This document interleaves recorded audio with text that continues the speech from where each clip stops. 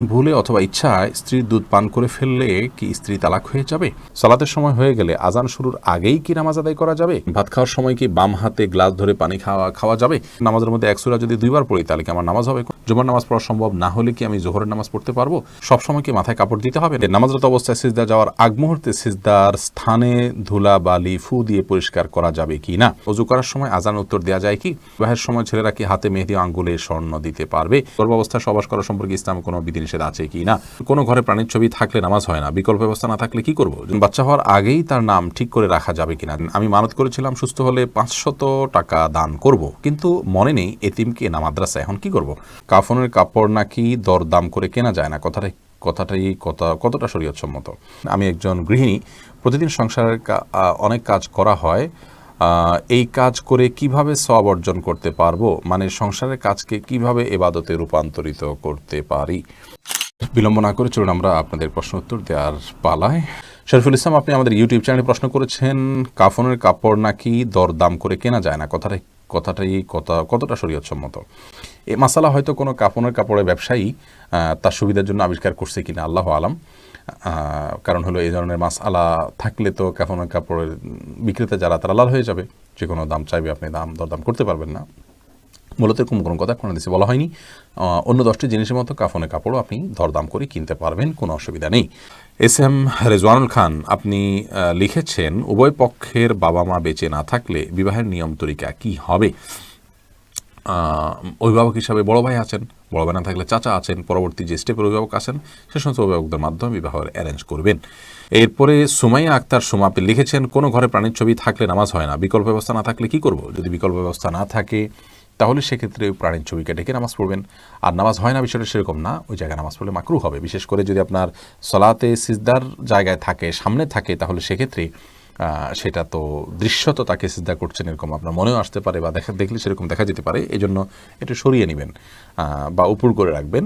এভাবে বিভিন্নভাবে আপনি চেষ্টা করবেন। তাতেও যদি কোনো এরকমও যদি কোনো উপায় না থাকে তাহলে আপনি ওখানে সালাত আদায় করে নামাজ হবে না, বিষয়টা সেরকম না, মাকরুহ হবে, অপছন্দনীয় হবে।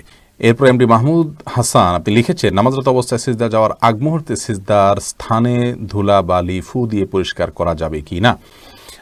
একান্ত প্রয়োজন না হলে এটি করবেন না, এবং এটি করতে গিয়ে অনেক সময় আমলে কাসির হয়ে যায়, অর্থাৎ আপনি এত বেশি ফু দিচ্ছেন। অনেককে দেখা যায় যে সিজদা যেতে গিয়ে এত বেশি ফুটা দিচ্ছেন আশেপাশে, তিনি আমলে কাসির করে ফেলছেন, অর্থাৎ তাকে একজন দর্শক দেখে নামাজে আসেন নাকি এমনিতে তিনি জায়গা পরিষ্কার করছেন এটা নিয়ে সন্দেহের মধ্যে পড়ে যায়। এত বেশি যদি তার নামাজের অবস্থা থেকে, হাইয়াত থেকে তিনি সরে যান, তাহলে সেক্ষেত্রে তার নামাজ কিন্তু বিশুদ্ধ হবে না এবং নামাজ নষ্ট হয়ে যাবে। আর যদি এত বেশি তিনি নড়াচড়া না করেন, বরং খুব আলতোভাবে ফু দিয়ে জায়গা পরিবর্তন করেন, পরিষ্কার করেন, তাহলে সেটা জায়েজ হবে। যদি এত ধুলাবালি হয় যে নিঃশ্বাসের সাথে তার নাকে ঢুকবে, তিনি ক্ষতিগ্রস্ত হবেন, অসুস্থ হবেন, এরকম আশঙ্কা থাকে, তাহলে এটি করা যেতে পারে। হাত দিয়ে একটু সরা দিলেন বা আপনি নাক দিয়ে ফু দিলেন, এটি জায়েজ আছে। কিন্তু একান্ত যদি জরুরি না হয়, তাহলে শুধুমাত্র সূচিবায়ের কারণে বা অতি শৌখিনতার কারণে এমনটি করা সালাতের যে সৌন্দর্য সেটাকে নষ্ট করে দেয়। আয়েশা সিদ্দিকা রিনি আইডি থেকে লিখেছেন, আমি মানত করেছিলাম সুস্থ হলে 500 টাকা দান করব, কিন্তু মনে নেই এতিমকে না মাদ্রাসা, এখন কি করব? আপনি যে কোনো দানের খাতে আপনি দান করলে আদায় হয়ে যাবে ইনশাআল্লাহ বিদিনিল্লাহ।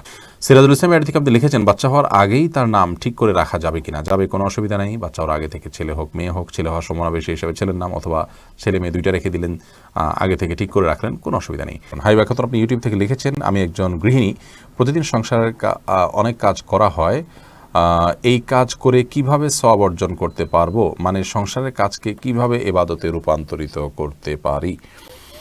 দেখুন, একজন গৃহিণী তার সাংসারিক কাজকে ইবাদতে রূপান্তর করবার জন্য তার প্রথম কাজ হলো প্রত্যেকের হক যথাযথভাবে আদায় করা, সন্তানকে সঠিকভাবে লালন পালন করা, আল্লাহর সঙ্গে পরিচিত করানো, আল্লাহর নির্দেশে পরিচালনা করা, তাদেরকে সালাতে শিক্ষা দেওয়া, ইসলামী ভাবধারা শিক্ষা দেওয়া, স্বামীকে তার হকগুলো আদায় করা। নবী সাল্লাল্লাহু আলাইহি ওয়াসাল্লাম বলেছেন, ওই মহিলা সবচেয়ে ভালো, শ্রেষ্ঠ, উত্তম, যাকে দেখে তার স্বামী সন্তুষ্ট থাকেন, দেখলে তার ভালো লাগে।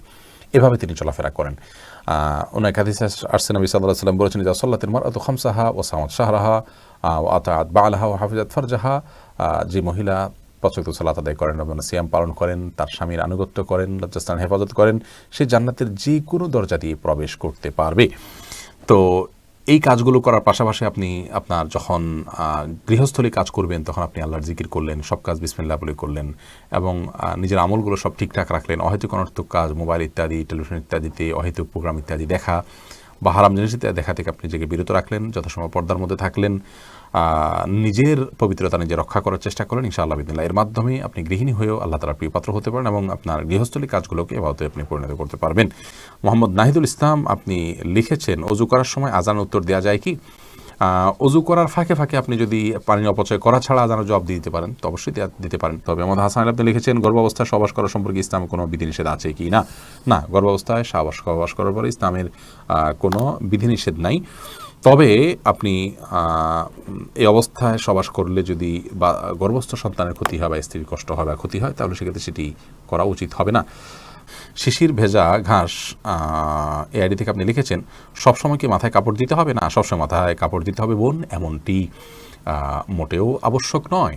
আপনি পরপুরুষের সামনে গেলে বা সে আপনাকে দেখে ফেলতে পারে এরকম হলে সেক্ষেত্রে মাথায় কাপড় নয়, শুধুমাত্র আপনি আপনার সৌন্দর্য ঢাকবেন, মাথার কাপড়কে আরও টেনে দিয়ে আপনার সৌন্দর্য এবং রূপ লাবণ্য এগুলোকে ঢেকে তার সামনে যাবেন।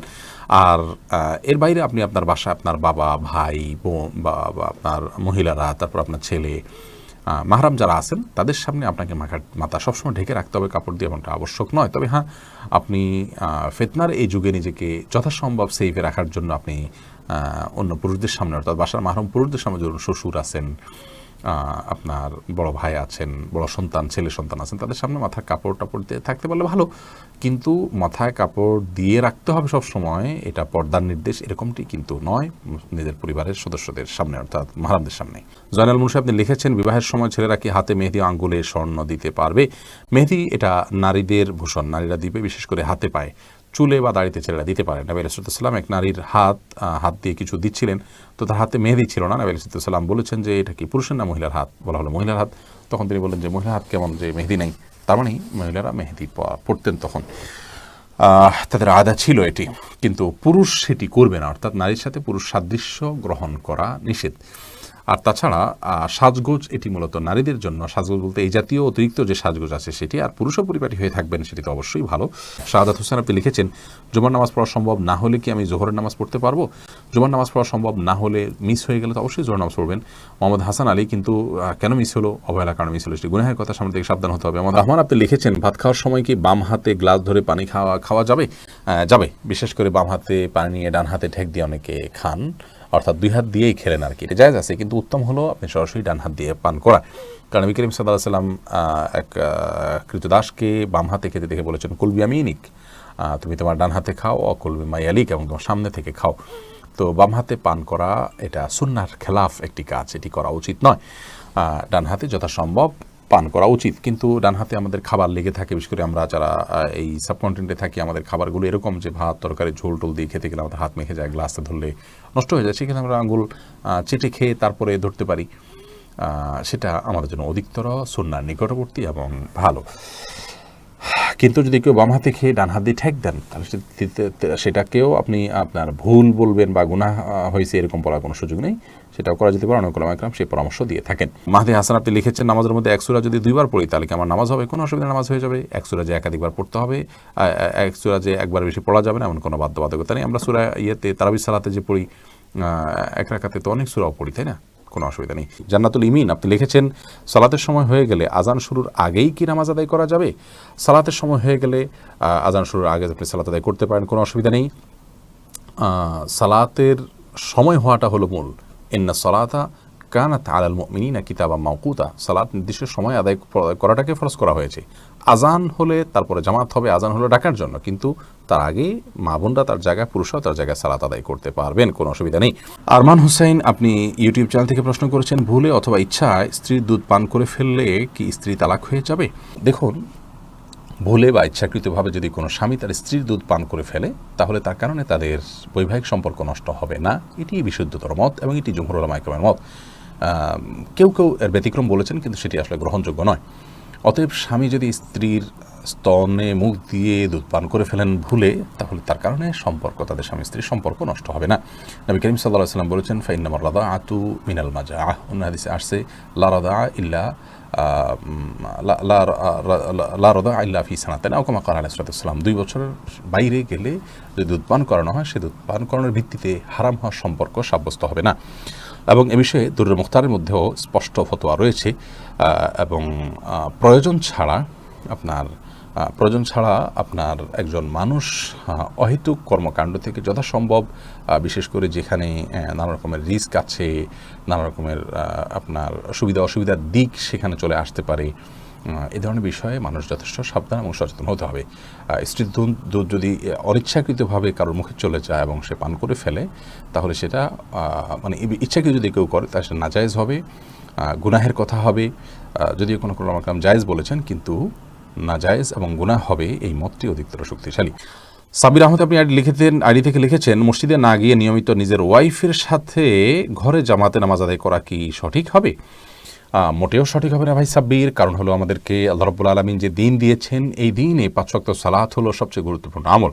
আর এই 5 ওয়াক্ত সালাত পুরুষদের জন্য মসজিদে গিয়ে সালাত আদায় করার নির্দেশনা আমাদেরকে দেওয়া হয়েছে। নবী সাল্লাল্লাহু আলাইহি ওয়াসাল্লাম বলেছেন, 3 ব্যক্তি যাদের ব্যাপারে আল্লাহ রাব্বুল আলামিন নিজে জাবির এবং জিম্মাদার হয়ে যান, তাদের মধ্যে এক ব্যক্তি হলেন ওই ব্যক্তি যে মসজিদে যাতায়াত করে সালাত আদায় করার জন্য। অন্য এক হাদিসে নবী আলাইহিস সালাম বলেছেন, আলা আদুল্লুকুম আলা মা ইয়ামহুল্লাহু বিল খাতায়া ওয়া ইয়ারফাউ বিহিদ দারাজাত, আমি তোমাদেরকে এমন আমলের কথা বলে দিব না যে আমলের কারণে আল্লাহ তাআলা তোমাদের মর্যাদা বৃদ্ধি করবেন এবং তোমাদের ভুল ত্রুটি এগুলোকে মাফ করে দিবেন। সেই প্রশ্নের পর সাহাবীরা বলেছে, অবশ্যই বর্ণিত রাসূলুল্লাহ। তখন নবী সাল্লাল্লাহু আলাইহি ওয়াসাল্লাম যে আমলগুলোর কথা বলেছেন, তার মধ্যে একটা আমল হলো মসজিদে যে ঘন ঘন যায়। তো মসজিদে যাওয়া, মসজিদে গিয়ে সালাত আদায় করার জন্য নির্দেশ আমাদেরকে দেওয়া হয়েছে। আর জামাতের আয়োজনটা মসজিদে হবে পুরুষদের জন্য, এতেই জামাতের যে উদ্দেশ্য সেটা সাধিত হবে। বাসায় আপনি যদি আপনার স্ত্রীকে নিয়ে জামাত নিয়মিত করেন, অথচ আপনার হাতের নাগালে আশেপাশে মসজিদ থাকে, তাহলে আপনার এই কাজটি উচিত হবে না, সঠিক হবে না। জামাতের সাথে সালাত আদায়ের যে